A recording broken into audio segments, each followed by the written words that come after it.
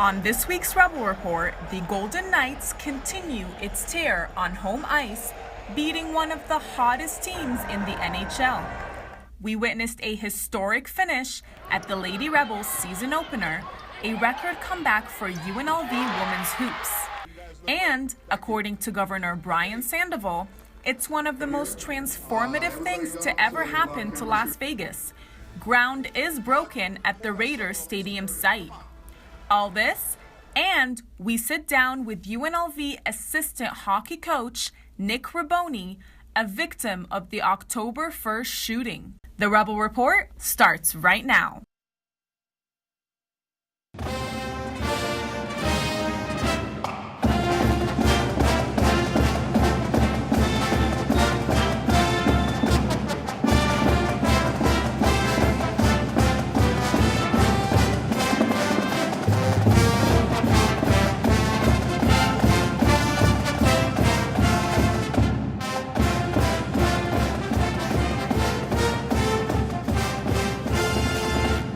Welcome to the 6th episode of the Rebel Report. I'm Diana Zainadine. I'm Lindsay DeValle. Also on this episode, John Castanito will be leading the discussion about the UCLA players arrested in China, and of course show you the Runnin Rebels season opener.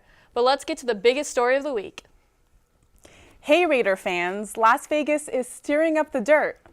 That's right, despite many obstacles, the Raiders Stadium groundbreaking ceremony took place on November 13th. Here's Haley Brooks with more. You've heard us say it time and time again. It's official. The Raiders got approved to move to Vegas. It's official. They picked a location for the Raiders to move to Las Vegas. Well, today, on November 13th, 2017, it's official. They broke ground. The Raiders are coming to Vegas. The shovels into the ground and hold it while everybody takes a shoot. Yes? Mark, hold that shovel up with security. Come on. But where Mark Davis didn't quite know how a groundbreaking ceremony is supposed to go. This is his first after all. But with the help of a few big names like host George Lopez, Governor Brian Sandoval, and NFL Commissioner Roger Goodell, he figured it out. There were over 600 in attendance at the ceremony, including former Raiders players, coaches, owners, and local celebs. Before the celebration began, 58 lights lit up behind the stage, honoring those lives lost during the October 1 shooting, and Sheriff Joseph Lombardo was recognized along with first responders. Mayor Goodman took to the stage to declare November 13th Las Vegas Raiders Day. November 13th, 2017, as Las Vegas Raiders Day. She also recalled the first time she met Raiders owner Mark Davis. And I have to assure you that I met Al Davis and his lovely wife, Carol, back in '64 for the first time. They were staying at the Desert Inn, and they came over to the Riviera where I was working, and they brought an annoying child. Who knew that annoying child would grow up to bring an NFL team to Las Vegas? So exactly how long until we see a stadium completed? It's going to take just short of 3 years, and I'm sure we're going to have a number of challenges that we know of, and some that we've prepared for, and some that we planned for, and a lot that we haven't. And that's what these projects are. But we have the best team that we could put together in terms of our project managers, both the Raider employees and all the contractors. There's still a lot of hurdles that need to be faced before Raider Stadium construction can actually start, but the officials are confident that the Raiders will play their first season in Las Vegas in 2020. For the Rebel Report, I'm Haley Brooks. Many of the speakers kept mentioning how Raiders Stadium will not only be house to the 8 Raider home games a year, but many other events such as concerts and other sports will be held in the $1.9 billion stadium. I can't hide my excitement. I'm a Raiders fan, born and raised, and we got a Raiders fan over here. Counting down the days.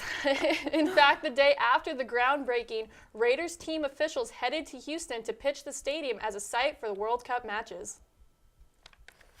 Speaking of football, UNLV is back in Sam Boyd Stadium after their big win against Hawaii and bringing the big golden pineapple.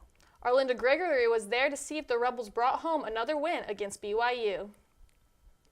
UNLV completes Game 10 of their season here at the Sam Boyd Stadium as they face the BYU Cougars. Let's take a look and see how they did.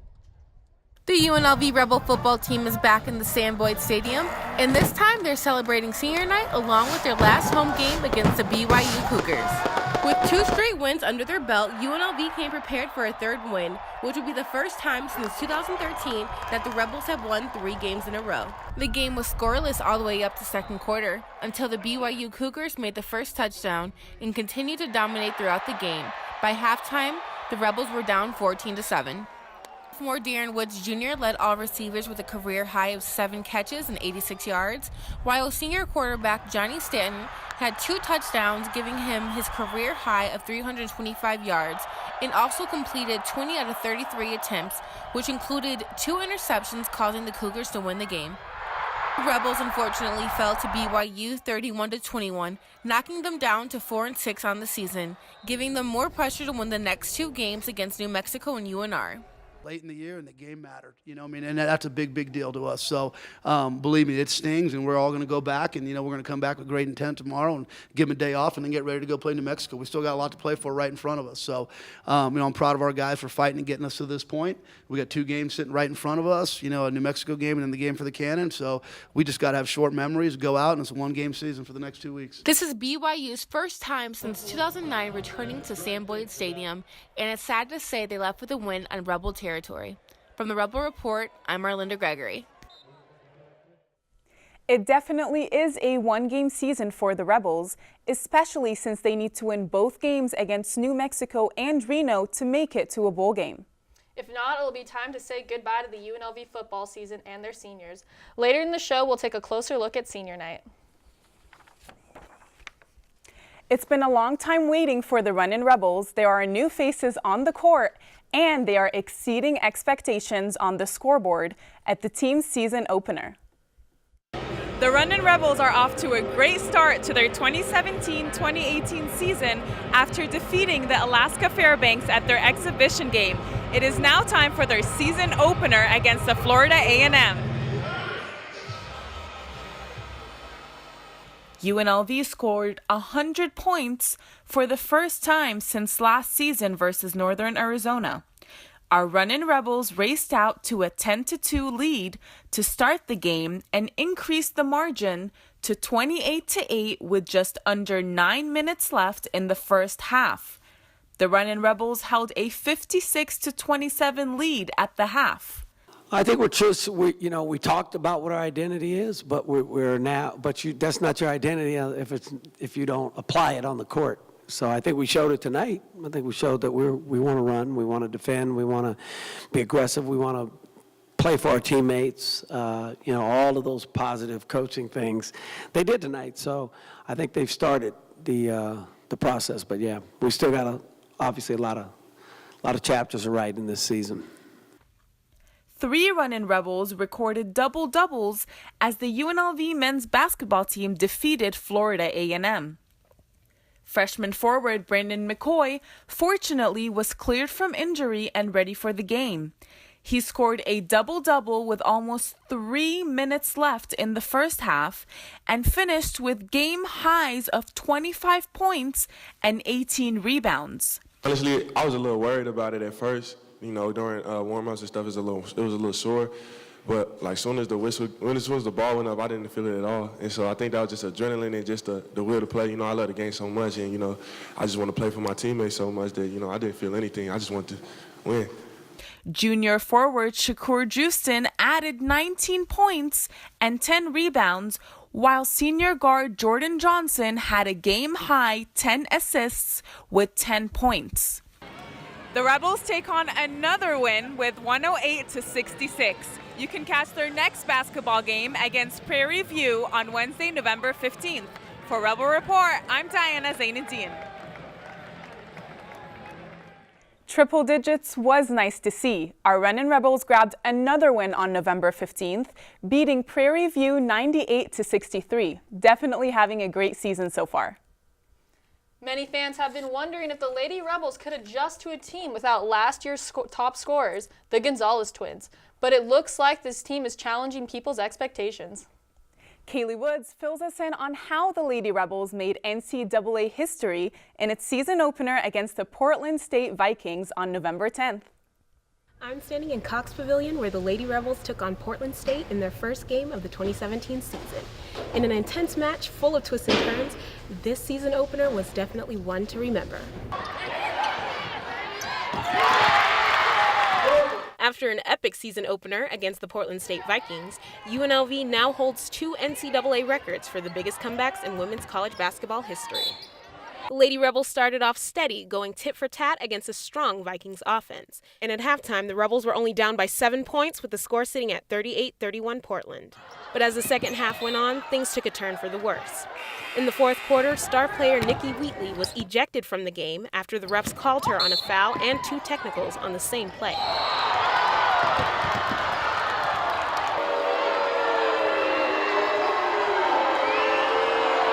Her absence clearly affected the team as UNLV trailed Portland State by 21 points with just 5 minutes and 27 seconds left in regulation. But after a short huddle with the coaches, the Lady Rebels were able to regroup, dominating the court with 19 unanswered points and a strong defensive effort.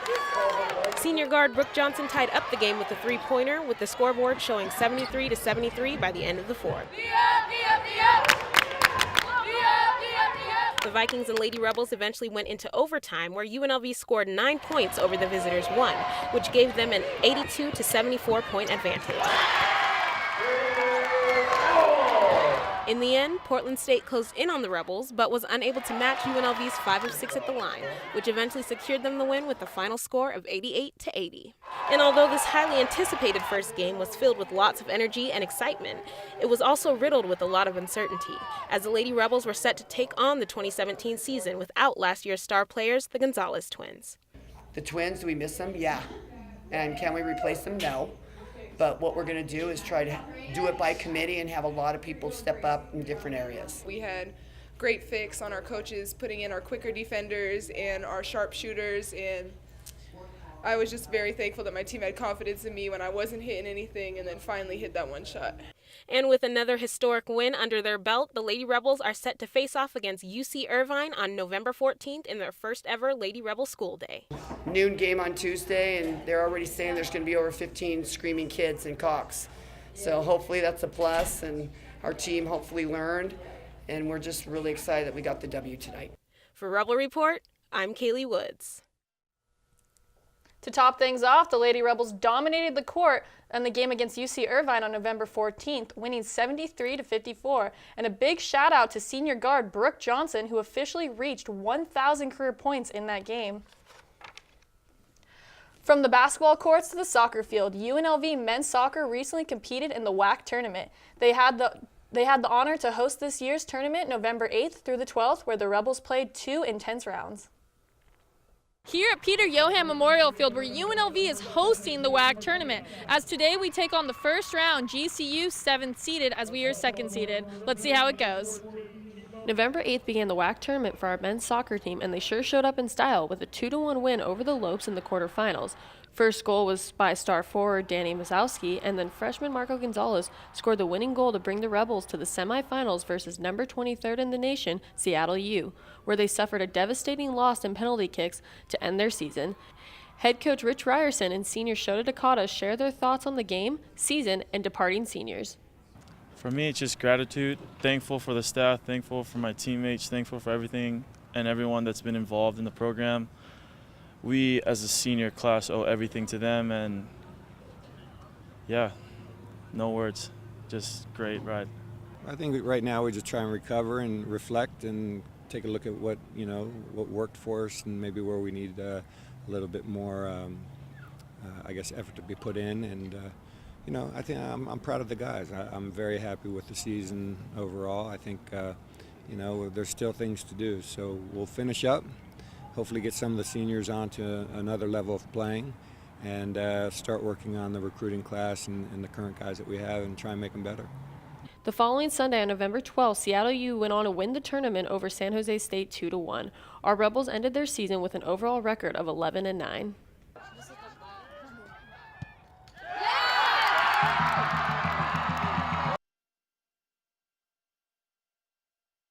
November 10th was the last game for the senior class, and as for Danny Mazowski, he finishes his Rebel career as one of the top 5 players in the nation. Great job this season, team. UNLV hockey also brought home the win on Friday, November 10th against the #1 ranked team in the country, Minot University. They battle against Minot University again on Saturday, November 11th. It was a close game during the first 2 periods, and our very own Jafar Robso has the latest. After coming off a 5-3 victory over University of Jamestown, UNLV's men's hockey team looked forward to hosting Minot State University, who is the #1 team in the ACHA conference. The Rebels were amped as they played Minot State University 2 nights in a row, where the Rebels won the first meeting on November 10th 2-1, then facing them again on November 11th and losing 5-4. But we got to be better to stay disciplined with penalties. Overall, they did a really good job of like moving their feet, moving the puck. But there's tons of things you can work on. So I'll sit with the staff and we'll go through film and figure out what we'll break down. All aspects of the game: power play, penalty kill, full strength, 4-on-4. But we take a few shifts off here and there, and that can't happen at this level. By the first period, UNLV tied the score with Minot State University 2-2. Both teams continued trying to gain an advantage on one another. That was until Minot State's defenseman Austin Yano scored the winning goal in the last minute, ending the series between the two 1-1. For the Rebel Report, I'm Jafar Robso. The game did get chippy, but the refs took care of that. We want to wish UNLV hockey a good luck in their upcoming games. Now we continue talking about hockey and a very special guest joining us. Here's Michaela for this week's Rebel Timeout. Rebel Report, Timeout. Thanks, guys. Welcome to this week's Rebel Report Timeout. You know his story. He was injured at the Las Vegas shooting on October 1st. His name is Nick Robone, UNLV assistant hockey coach. Thank you for coming. Thanks for having me. So the tragedy occurred over a month ago. How are you doing? I'm good. Just kind of taking it day by day. Start some rehab next week. A lot of it was just rest, recovery, things like that. But, in this downtime, I've been pretty fortunate to be able to kind of visit some elementary schools and the youth hockey programs and all the kids that kind of reached out to me and things like that. So I've kind of wanted to utilize this time to rest, but at the same time get out in the community a little bit and thank them. You were at the festival Friday, Saturday, enjoying the music, and then you had to go Sunday. Have you processed what happened on Sunday night? Yeah, a lot of it is reflection after that. I'm very fortunate to be here. Right now I want to just kind of make sure that we remember those 58 souls is a really big thing, and then moving forward, helping people that are maybe suffering from any type of post-traumatic stress disorder and anything like that. But I've had a lot of time to think about it, and right now I want to focus on the good rather than, any evil from that night. So you were shot and your brother pulled you aside to safety. What moments stood out to you that night? My brother's one of many, many heroes that night. When I first was injured, he was there, my other friend was there, and they did a great job of moving me to safety, kind of taking care of me, and, I let them know that I was going to be all right. And then they kind of went and helped other people. They were there till 5 o'clock in the morning, 4 or 5 o'clock in the morning, and then they came and saw me at the hospital. So for them, they were very heroic in what they did that night.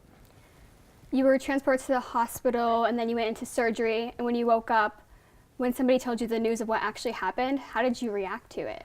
I was shocked, saddened, disappointed. And then, after all that kind of hit me, I just realized how lucky I was.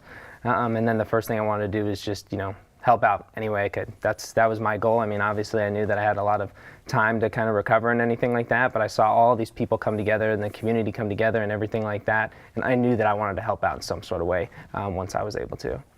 So there were lines at the blood banks, people donating water and food to the victims at the Thomas and Mack Center. How much good have you seen come out of our Las Vegas community? A tremendous amount. That night in general, there were so many heroes and people that came together, not necessarily even first responders, police, or anything like that, just common citizens, grabbing people and bringing them to safety and helping out any way they could. So now with the aftermath of it, I was born and raised here, so I know there's good people here and a lot of hardworking people, and it doesn't surprise me to see the community come together the way it has. And so congrats on your team beat they beat the first #1 ranked team last weekend. So now you're heading back on the road. How has your team helped you through this process of recovery? They're incredible. I knew from as soon as I left the hospital that I wanted to get back to the team. You build relationships with these guys through the recruiting process and everything like that. So for me, I knew getting back to it would kind of give me some sense of normalcy. But they're awesome. I mean, they welcomed me with open arms, and it was great to be back on the bench this last weekend for those big games. And now we want to kind of move forward, and we have Utah Thursday night, and we're excited for that and kind of keep the ball rolling with what we're doing. And where was I going with this?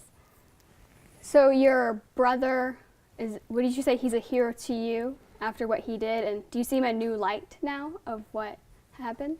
He's still my brother, for sure. I mean, we're going to argue a little bit here and there, but I definitely, I love him to death, and what he did for me was incredible, and I think he knows I would do the same for him. But yeah, he's a hero. Just like I said, there were police, first responders, and everybody there that night. There were so many stories that weren't told, but they should be, and he was just one of those stories. Okay, thank you for coming. It was a pleasure to be here with you and hear your story. And now we're sending it back to the panel discussion. Thank you, Michaela, and big thanks to Nick Robone for coming on the show and sharing his story with us. Really touching to have him in studio. We wish him the best during his recovery. But we want to switch gears. This is our weekly panel segment, and we've got some big topics to discuss with Jafar Robso, who I guess is a little nervous to debate me about UCLA, Casey Carpenter, and Jason Toctasian. Close enough. Guys, all right, let's start with UCLA. So the 3 players busted for shoplifting in China while they're there on a school-sanctioned trip. UCLA playing its season opener out there. They're back in the States now. All 3 suspended indefinitely. All 3 admitted to shoplifting. All 3 also talking about how well the Chinese police treated them. But I think it's obvious, but do you feel like these guys got preferential treatment because of who they are and the handling of the situation? I think they did. Coach Alford said that they were suspended indefinitely, and so the talk is right now that it's half of the season or the full season. To me, when I heard the news break, I thought they were going to be kicked out of school and kicked off the program, and now what they're saying is Cody Riley and Jalen Hill are going to possibly transfer if the sentence is given within a couple of weeks that they're out for the whole season. Yeah, so Casey, they spent a couple weeks in a hotel in China instead of in prison or in jail in China. The punishment, the suspension included, do you think that justifies this international incident? Because that's what it was. I think it's better than them being busted in Korea or Iran or Pakistan. So, I mean, it's reflective. I don't know that they should be able to play basketball this season, though, to be honest. Yeah, Jason, do you agree? I think that's really the issue here. Indefinite suspension, I mean, I like that approach. I think you have to come down harsh, but if these guys come back in 2 or 3 games or even 5 games, is that justifiable? Oh, it's not justifiable. Personally, I would like to see at least a minimum half the season suspension. However, I don't want their scholarships and whatnot to be taken away. At the end of the day, they were in another country, and they have to abide to those laws and rules, regardless of shoplifting being the reason that they were held back, and it's quite petty, to be frank. Let's move on. UNLV basketball, a hot start this season. They've blown out FAMU. They blew out Prairie View in their first 2 games of the season. Long way to go, guys. Casey, do you think they can keep this up? Are you buying into UNLV basketball? I think they can keep this up, only because their schedule last year was extremely tough. And that was because of Rice, Coach Rice, and setting the schedule previously. The new team taking over and new coach Minzy's taking over. Last year was their toughest season. So this year is definitely going to be a better year, regardless of the new team that's standing there now. So at this level, they're definitely going to place well. All right, guys, thanks for joining us. Nice job on the panel discussion. Now we're going to go ahead and send it back to the anchor desk. Thanks, guys, for that interesting discussion. Now to the NHL, where the Golden Knights came back after a long, tough road trip, where they only won one of the games and tied another. The Golden Knights played the Winnipeg Jets on November 10th in the T-Mobile Arena. Michaela Jackson has more on the story. 15,000 attendees came to watch the showdown between the Vegas Golden Knights and Winnipeg Jets. From Spizzo, he scores! Perron found Spiza, who hit his slap shot in the back of the net. This was Spiza's first goal of the season. Shot score! Then Perron scores the second goal for the Golden Knights. Immediately after the Golden Knights scored their second goal, Winnipeg scored. In the second period, William Carlson gave the Golden Knights a 3-1 lead over the Jets. They've been playing well, so obviously we respected them coming out, and but I think our game was really good today. We were aggressive all over the ice. Carlson scored his second goal of the game, and it was his second shorthanded goal of the season. The Golden Knights defeated the Winnipeg Jets 5-2. I think our guys just they all chip in and they all work hard and compete hard, and like Willie's getting better every game. I think our team is real confident, but I think individual players are getting real confident every game too. And the longer we keep playing well, the more the confident the guys are going to be. And they played against a real good Winnipeg team tonight, who's been one of the hottest teams in the league. And we played a great game against them. The Golden Knights rebounded nicely, returning home with a win against Winnipeg Jets. In sitting here, they would have enough energy to play against us, and sometimes it's always hard the first game back after a long road trip. So it was kind of all the opposite of what we expected in a way, and we came out of the gate pretty well, and we just kept at it the whole time. Their next stop is in Canada, where they will face the Oilers. For the Rebel Report, I'm Michaela Jackson.